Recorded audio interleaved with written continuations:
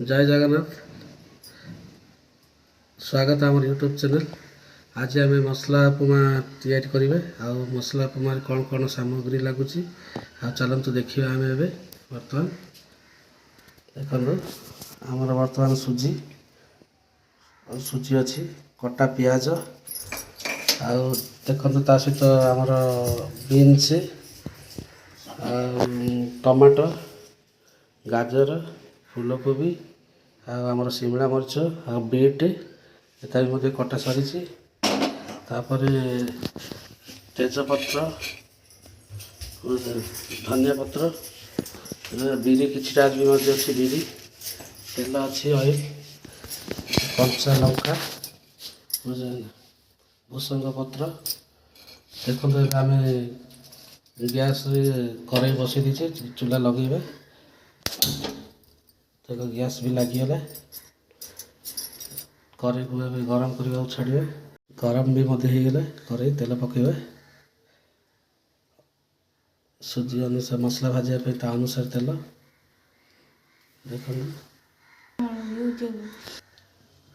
देखो तेल गरम हो सुजी पकेबा सुजीटा को भाजवा पड़ो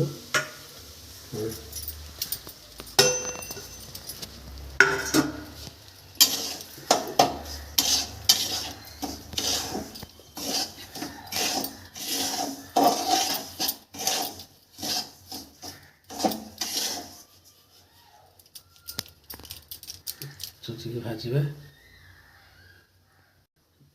देखु आमर सुजी भी भजा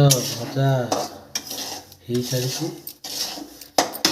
देखो आम बाहर करवा भजा सुजी को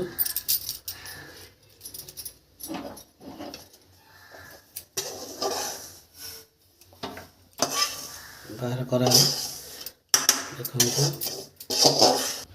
देखो आउ थे तेल पकेबा देखु तेल आमर गरम हो गला तापर ए सोरिष पकेबा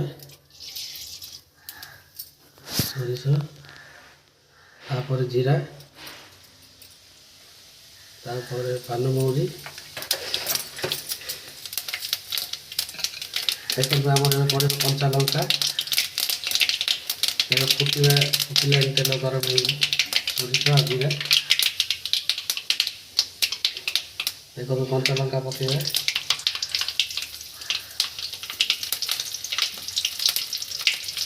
सहित भूसंग पत्र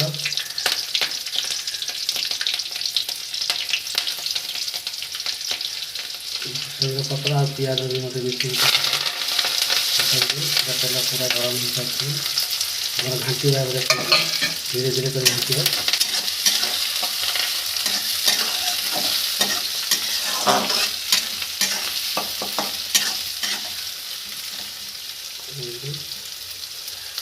लो फ्लेम में गैस रखिए देखो आमर पियाज कलर भी मत आसला भजा हो गला तापर आम पकेबा कैप्सिकम जहाँकि आम देखो पड़े कैप्सिकम कटा ही गोटे काटी आम सब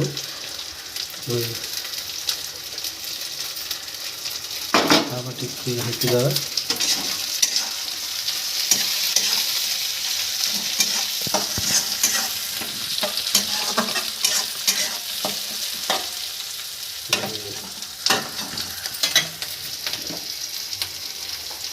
तापर आम ए मटर पकेबा मटर भी मध्य कटा सरला तापर बीन्स पकेबा कटा ही रखाई जो आम पनीपरिया गोटा बीन्स पका सरला फूलकोबी भी पकाला देखते तापर आम पकेबा बीट तापर आम पकेबा गाजर कटा ही रखाई गाजर देखते तेज घाटा कहीं तल पटल लगी देखते मसला रेडी हम विभिन्न प्रकार कटा पनीपरिया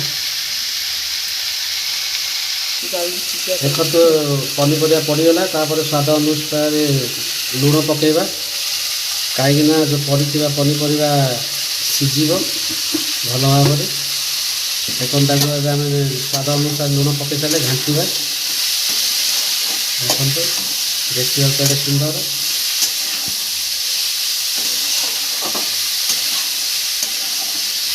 ଆଉ ଆମର ଏଇ ଭିଡ଼ିଓକୁ ଆପଣ ଦେଖନ୍ତୁ ଆଉ ଲାଇକ୍ ଆଉ ସବସ୍କ୍ରାଇବ୍ କରିବେ ବୋଲି ମୋର ଆଶା ଆଉ ଅନୁରୋଧ।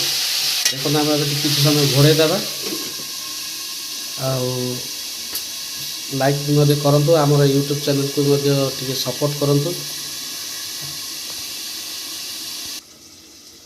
ଦେଖନ୍ତୁ ଆମର ମସଲା ସିଝି ଯାଇଥିବ, ପନିପରିବା 50% ପୁରା ସିଝିଗଲାଣି।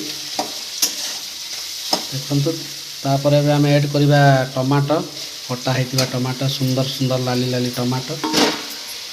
ଦେଖନ୍ତୁ ଘାଣ୍ଟି ଦେବା।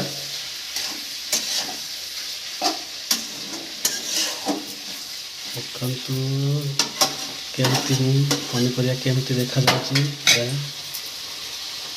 ଦେଖନ୍ତୁ ଆମେ ଏବେ ମସଲାକୁ ପକାଇବା। ହଳଦୀ ଗୁଣ୍ଡ,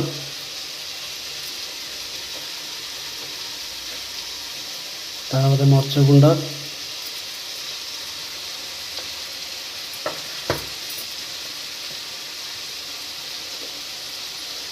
ଦେଖନ୍ତୁ ତାପରେ ଆମେ ପକାଇବା ଜିରା ପାଉଡ଼ର,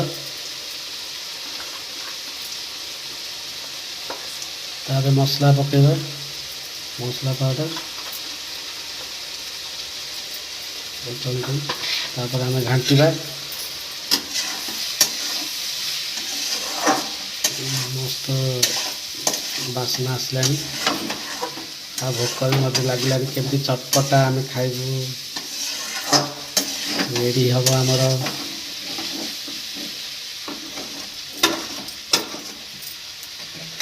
କିଛି ସମୟ ଘୋଡ଼େଇ ଦେବା ଆଉ କିଛି ସମୟ ଛାଡ଼ିଦେବା। ଦେଖନ୍ତୁ ଆମର ଏବେ ମସଲା ରେଡ଼ି ହେଇଯାଇଛି। ଏବେ ଘୋଡ଼ୁଣି ବାହାର କରିବା। ଦେଖନ୍ତୁ ମସ୍ତ କଲର୍ ମଧ୍ୟ ଆସିଯାଇଛି। ଆଉ ସୁଜି ଏବେ ପକାଇବା, ଧୀରେ ଧୀରେ କରି ସୁଜି ପକାଇବା। ଆଉ ଧୀରେ ଧୀରେ ପକାଇକି ତାକୁ ଘାଣ୍ଟିବା, କାହିଁକିନା ସୁଜିଟା ଗୋଟା ନ ହେବାର ଅଛି।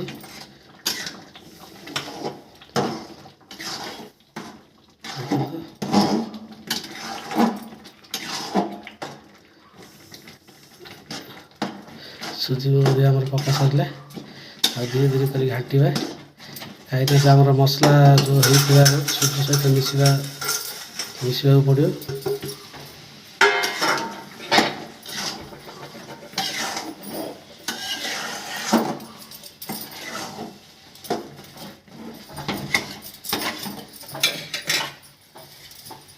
ଘୋଡ଼େଇ ଦେବା।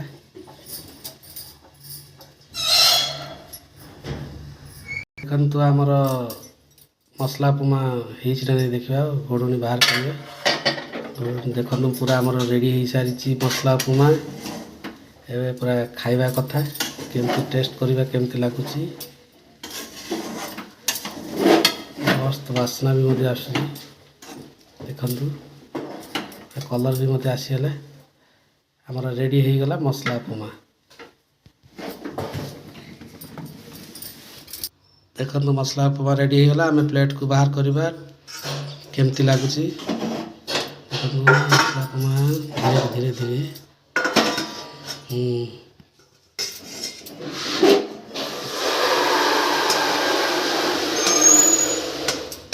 ମସ୍ତ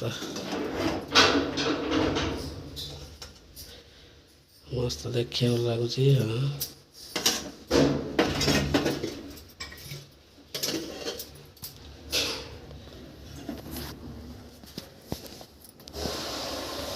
ଗରମ ଗରମ ଅଛି।